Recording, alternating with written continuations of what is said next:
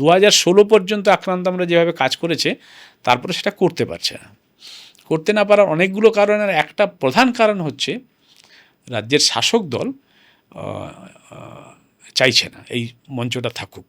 আচ্ছা।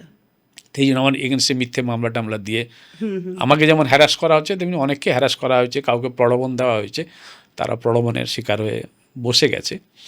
আরেকটা হচ্ছে মিডিয়া একটা গুরুত্বপূর্ণ ভূমিকা পালন করে, নিউজ মিডিয়াগুলো।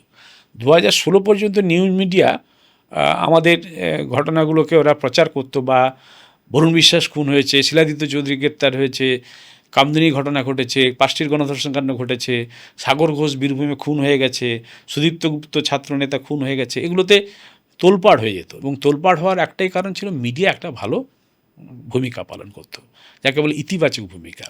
কিন্তু 2016 সালের পরে মমতা বন্দ্যোপাধ্যায় দ্বিতীয়বার নির্বাচিত হয়ে আসার পরে